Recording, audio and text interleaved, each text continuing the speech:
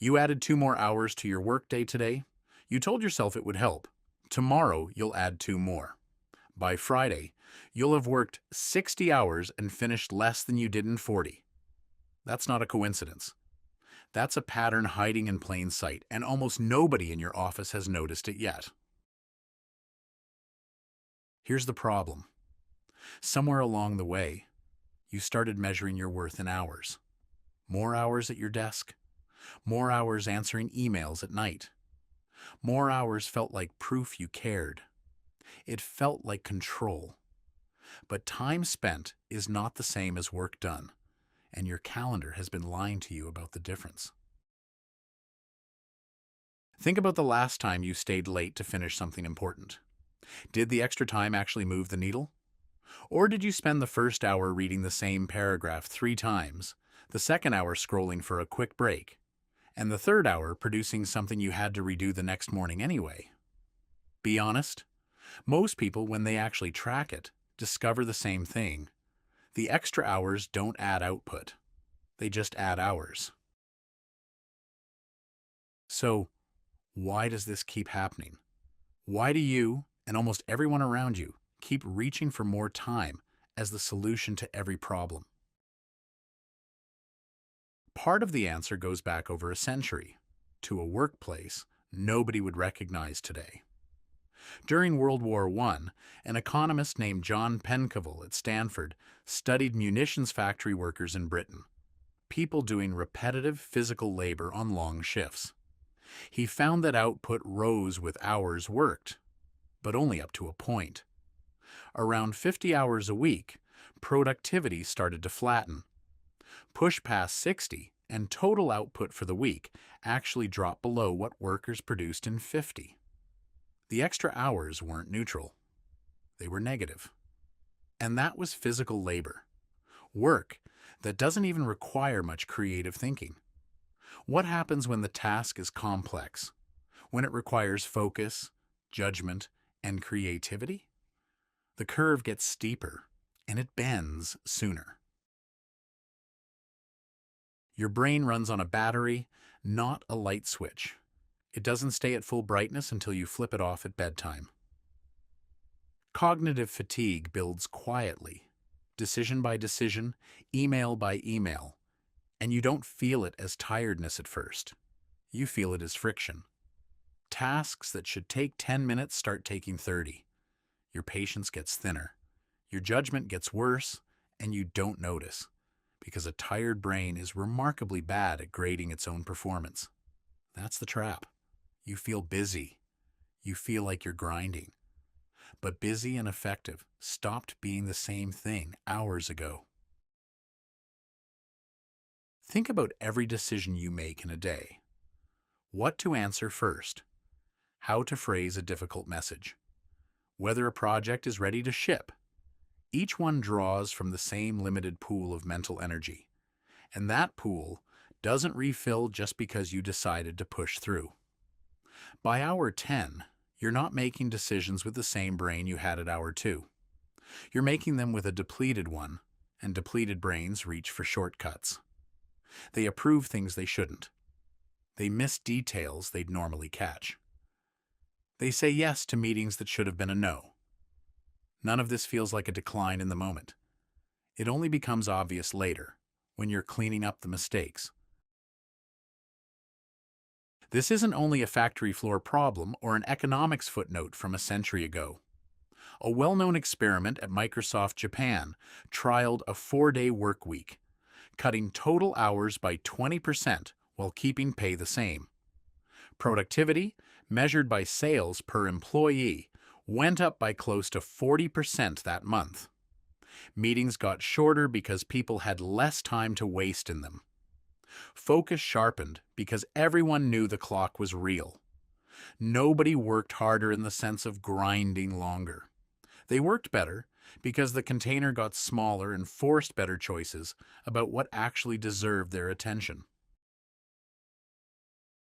There's a second piece to this, and it's less about your brain running out of fuel and more about your brain never getting the chance to recharge.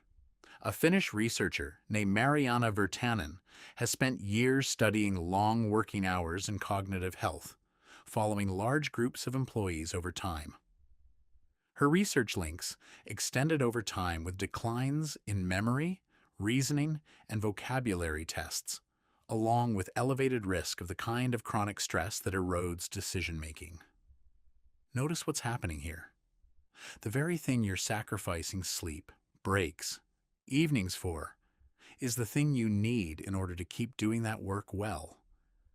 You're spending down the resource that produces the result. Why don't more people catch this? Because busyness is disguised as virtue. Nobody applauds you for leaving on time. Somebody notices when you send an email at 11 at night, and in a strange way, that gets rewarded. So you keep doing it, even when it stops helping. You've built a habit loop around visibility instead of results, and once that loop is running, it's hard to see past it. Here's where the fix actually starts, and it's not what most productivity advice tells you. It's not about squeezing in more hours or optimizing your calendar down to the minute. It's about protecting a smaller number of hours completely. Start with your peak window. Everyone has 2, maybe 3 hours a day when focus comes easiest, when the hard thinking gets done fastest. For most people, that's within a couple of hours of starting their day, before meetings pile up and messages start arriving. Identify that window this week, not next month. This week.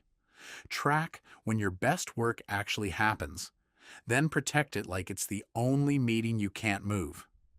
That means no email, no messages, no quick calls during that window. Treat it the way you'd treat a meeting with your most important client, because in a sense, that's exactly what it is. Next, cap your workday on purpose. Give yourself a real number, 8 hours, maybe 9 on a heavy week, and treat it as a hard boundary, not a suggestion. This isn't about discipline for its own sake. It's about forcing yourself to prioritize, because a fixed container makes you choose what actually matters instead of letting everything expand to fill the time available. Give a task an unlimited runway, and it will take an unlimited amount of time. Give it a deadline, and something interesting happens. You find a faster way. Notice how a project due in 3 days somehow gets finished the night before, no matter how much lead time you had. That isn't laziness. That's the natural response to a real constraint. Build that constraint into every day, not just the deadlines.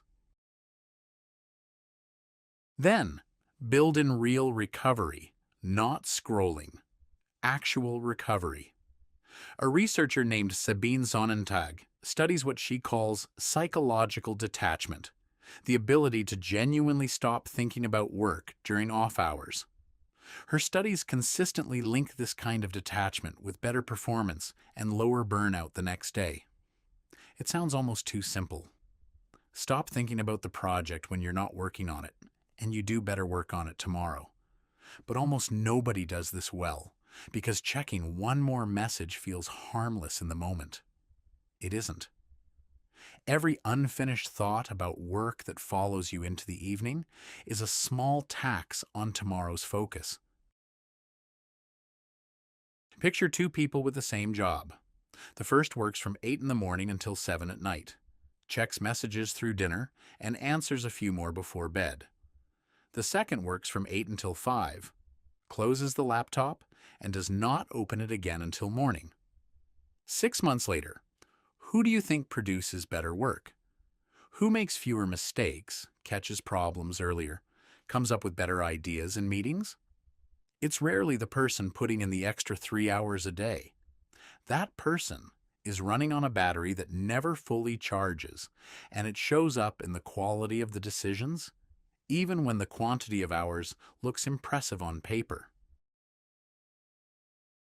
Now, the mistakes. The first one is confusing presence with progress. Sitting at your desk for 10 hours feels productive. It looks productive to anyone glancing over. But feeling busy is not the same as producing value. and you already know this, even if you haven't acted on it yet. The second mistake is treating rest as something you earn after the work is done. There is always more work. If you wait for the to-do list to hit 0 before you rest, you will never rest, because that list refills itself by design. Rest has to be scheduled, not earned, or it simply won't happen. The third mistake, and maybe the most common one, is trying to fix low output with more hours instead of asking why the output is low in the first place. More hours on a broken process just produces more of the same mediocre result, slower and with more exhaustion attached. Before you add time, ask what's actually causing the slowdown. Unclear priorities? Constant interruptions? A task that's genuinely too big for one person? Adding hours treats the symptom. It never treats the cause. When was the last time you actually stopped to ask that question instead of just opening the laptop again? There's a fourth mistake worth naming, quietly the most damaging of all. It's believing that this is just how things are, that long hours are simply the price of ambition, and that anyone who works less must care less. That belief is comfortable because it lets you avoid the harder work of actually redesigning how you spend your time. But comfort isn't the same as truth, and the evidence keeps pointing the same direction, whether it comes from a munitions factory in 1915 or a Tokyo office in 2019. So here's what to actually do this week. Pick your 2 or 3 peak hours and defend them from meetings, messages, and anything that isn't your most important task. Set a real end time for your workday and stop enforcing every task's expansion into whatever time is left. Build one clear boundary between work and rest and make it non-negotiable, even if it feels uncomfortable at first. And when output drops, resist the instinct to just work later. Ask what's actually broken instead. None of this asks you to work less, because rest matters more than results. It asks you to work fewer hours, because fewer, protected, high-quality hours produce better results than a long, tired stretch of half-focused ones ever will. The goal was never the hours. It was always what those hours produced. You added 2 more hours to your workday today. This time, take 2 away instead. Protect what's left, and watch how much more you actually get done.